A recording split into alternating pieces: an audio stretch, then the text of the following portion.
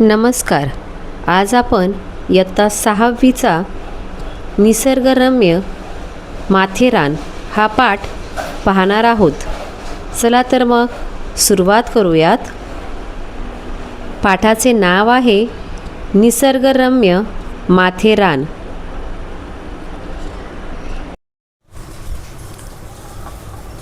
माथेरान हे रायगड जिल्ह्यातील एक थंड हवेचे ठिकाण आहे. तुम्हाला थंड हवेची ठिकाणं माहिती आहेत का? कोणती कोणती आहेत थंड हवेची ठिकाणं? महाबळेश्वर, माथेरान ही काय आहेत? थंड हवेची ठिकाणे आहेत. त्यातलंच एक माथेरान हे थंड हवेचे ठिकाण आहे. पहा मग, माथेरान हे रायगड जिल्ह्यातील जिल्हा म्हणजे काय? डिस्ट्रिक्ट. जिल्हा म्हणजे काय? डिस्ट्रिक्ट. माथेरान हे रायगड जिल्ह्यातील एक थंड हवेचे ठिकाण आहे. मुंबईच्या आणि पुण्याच्या मंडळींना सहलीसाठी सर्वात जवळची आणि निसर्ग सौंदर्याने नटलेली भूमी म्हणजे माथेरान. पहा, मुंबईच्या आणि पुण्याच्या लोकांसाठी, मंडळी म्हणजे कोण? लोकांसाठी, सहलीसाठी, पिकनिकसाठी काय आहे? सर्वात जवळचं असं निसर्ग सौंदर्याने म्हणजे निसर्ग सौंदर्याने नटलेली भूमी म्हणजे माथेरान. आता पावसाळ्यात पहा, खूप जण माथेरानला किंवा लोणावळा, खंडाळा, माळशेज अशा घाटांमध्ये, अशा उंच डोंगरांवरती फिरायला जातात, धबधबे पाहण्यासाठी जातात. तसंच माथेरान हे सुद्धा मुंबई आणि पुण्याच्या लोकांसाठी सहलीसाठी, सहल म्हणजे काय? पिकनिकसाठी, सहलीसाठी सर्वात जवळचं असं निसर्ग सौंदर्याने नटलेली भूमी म्हणजे कोण आहे? माथेरान आहे. साधारण 803 मीटर किंवा 2600 फूट उंचीच्या पठारावर माथेरान वसलेले आहे. साधारणतः 803 मीटर किंवा 2600 फूट उंचीच्या पठारावर माथेरान वसलेले आहे. संपूर्ण माथा घनदाट झाडी आणि लाल पायवाट यांनी व्यापलेला आहे. माथेरान हे सगळं संपूर्ण कसं आहे?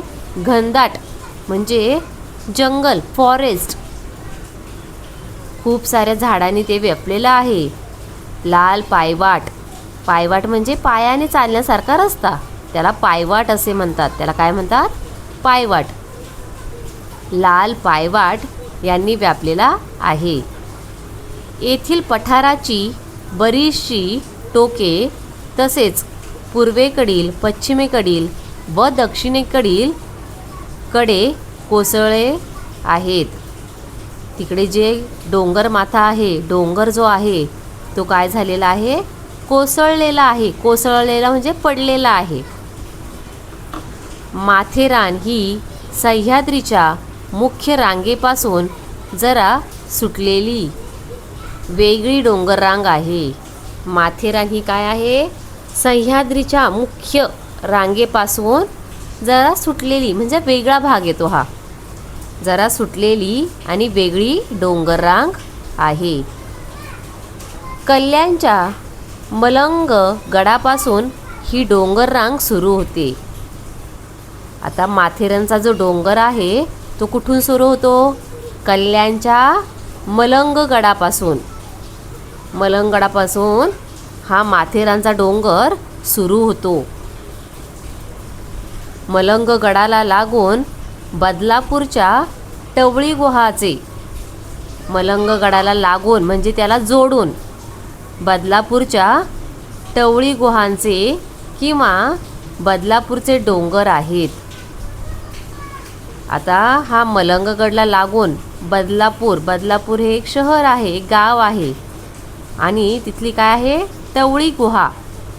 टवळी हे गुहेचं नाव आहे. मग बदलापूरची टवळी गुहा किंवा बदलापूरचे डोंगर आहेत. नंतर नवरानवरी या डोंगर लागतो. कुठला डोंगर लागतो नंतर? नवरानवरी. ह्या डोंगराचं नाव आहे नवरानवरी. मग हा डोंगर लागतो.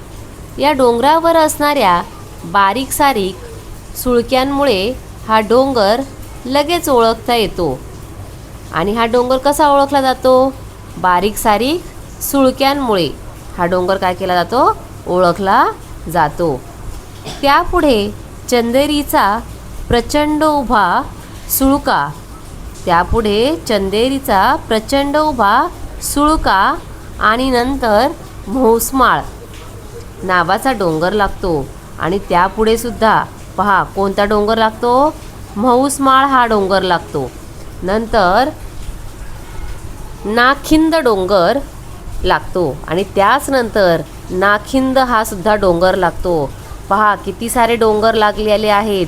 किती सारी डोंगरांची नावे इथे दिलेली आहेत.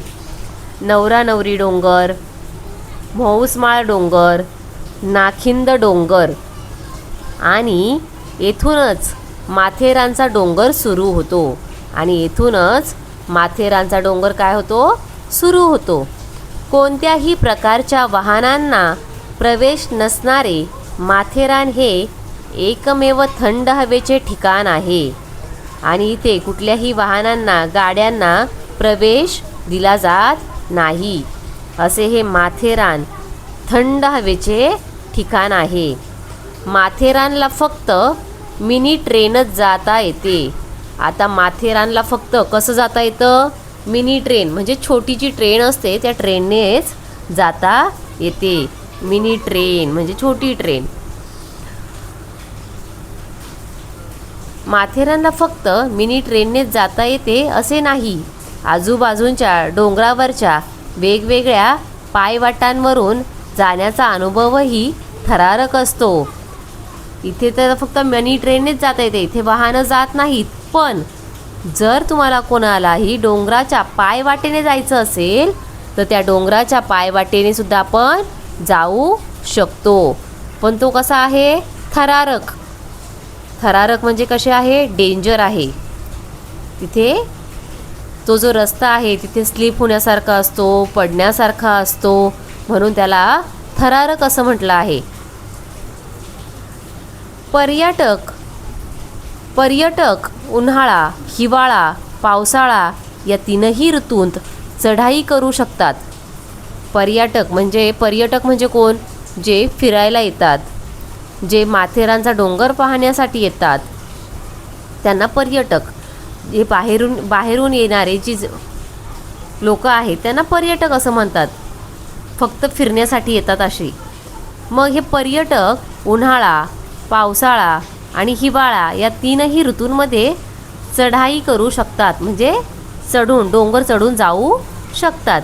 ही भ्रमती मनसोक्त आनंद देऊन जाते.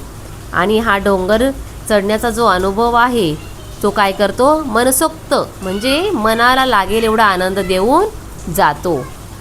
मोरंबे धरण पार करून आंबेवाडी येथे पोहोचावे. आता काय सांगितले पहा, मोरंबे धरण. माथेरानला जाताना तिथे कोणतं धरण लागतं? मोरंबे धरण पार करून आंबेवाडी येथे पोहोचावे. आंबेवाडी हे एका गावाचं नाव आहे, एका वाडीचं नाव आहे.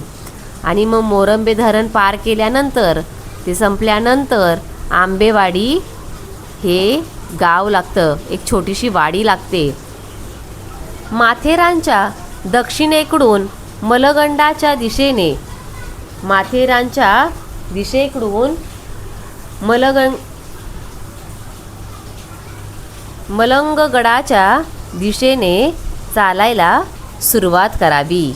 पहा, माथेरानच्या दक्षिणेकडून मलंगगडाच्या दिशेने चालायला सुरुवात करावी. पाठीमागे इरशाळगड म्हणजे त्याच्या मागेच पाठीमागे बॅक साईडला काय आहे? इरशाळगड. आणि डाव्या हाताला प्रंबळगड डाव्या हाताला प्रंबळगड आणि उजव्या हाताला माथेरानचा डोंगर दृष्टीस पडतो. डाव्या हाताला लेफ्ट हँडच्या साईडला काय लागतो? प्रंबळगड. आणि उजव्या हाताला म्हणजे राईट साईड हँडला काय आहे? माथेरानचा डोंगर. माथेरानचा डोंगर दृष्टीस म्हणजे दृष्ट म्हणजे काय? दृष्टीस म्हणजे काय? दिसतो, दिसणे. दृष्टीस पडतो. पावसाळ्यात वाढणाऱ्या झुडपांमुळे वाट लक्षात येत नाही.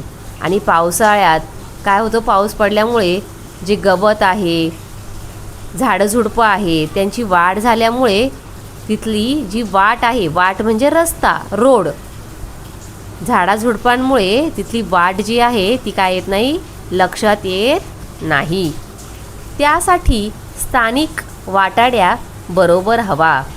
त्यासाठी स्थानिक म्हणजे तिथेच राहणारा, स्थानिक म्हणजे काय? नेहमी तिथेच स्थायिक असणारा, राहणारा. वाटाड्या, वाटाड्या म्हणजे वाट दाखवणारा. वाटाड्या कुणाला म्हणतात? वाट दाखवणारा, रस्ता दाखवणारा. बरोबर हवा म्हणजे तिथली वाट, तिथला रस्ता दाखवणारा, तिथलाच एक स्थानिक माणूस हवा. जवळपास 6 ते 7 तासांचे पदभ्रमण करून आपण हशाची पट्टी नावाच्या वस्तीजवळ पोहोचतो.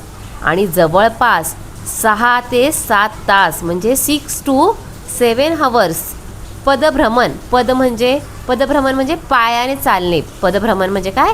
पायी चालू करून आपण हशाची पट्टी नावाच्या, हशाची पट्टी हे एका वस्तीचं, एका वाडीचं नाव आहे. हशाची पट्टी नावाच्या वस्तीजवळ पोहोचतो. ती ओलांडून म्हणजे ती पार करून पुन्हा चढण चालू होते. आणि ती वाडीचा रस्ता, त्या वस्तीचा रस्ता जो संपल्यानंतर पुन्हा काय चालू होते? चढण चालू होते म्हणजे वरती चढण्याचा रस्ता चालू होतो. दाट धुके आणि जोराचा पाऊस यांच्या सहाय्यतेनेच उरलेला डोंगर पार करून मलंगडापासून माथेरानमध्ये प्रवेश होतो.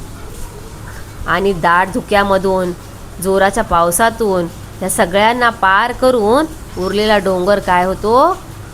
मलंगगडापासून माथेरानमध्ये प्रवेश होतो. आपल्याला असे वाटते की झाली एकदाची चढाई. आणि आपल्याला असं वाटतं की अरे आता झालं, आता आपलं काय झालं? चढून झालेलं आहे. पूर्ण चढाई पूर्ण, पण फक्त काही क्षणांपुरते. कारण तितके अंतर चालून येतो त्याही पेक्षा जास्त अंतर सपाटीवरून, दाट झाडीतून आणि मुख्य म्हणजे माथेरानच्या लाल रस्त्यांवरून चालावे लागते. आता इथे काय सांगितलं आहे पहा. आपल्याला असं वाटतं की आता आपण एवढं सगळं चढून आलो आहे म्हणजे आता आपण काय झालो आहे? पोहोचलो आहेत. आपलं आता आपण माथेरानमध्ये पूर्णपणे आलेलो आहोत. पण असं नाही, ते फक्त काही क्षणांपुरतंच असतं. कारण जितके अंतर आपण चालून येतो त्याहीपेक्षा जास्त अंतर सपाटीवरून म्हणजे आपल्याला सरळ रस्त्याने, दाट झाडीतून, घनदाट झाडांमधून आणि मुख्य म्हणजे माथेरानच्या लाल रस्त्यावरून, लाल मातीवरून आपल्याला चालावे लागते. परंतु शेवटी निसर्गरम्य माथेरानला भेट दिल्याचा आनंद मात्र कायम अविस्मरणीयच ठरतो. परंतु म्हणजे पहा, शेवटी निसर्गरम्य म्हणजे निसर्गाच्या सानिध्यामध्ये माथेरानला भेट दिल्याचा जो काही आनंद आहे तो मात्र अविस्मरणीय. अविस्मरणीय म्हणजे कधीही विसरला जाणार नाही असा क्षण. असा हा अविस्मरणीय क्षण ठरतो. तर आज आपण कोणता पाठ पाहिला? निसर्गरम्य माथेरान. काय शिकलो आज आपण? निसर्गरम्य माथेरान. धन्यवाद.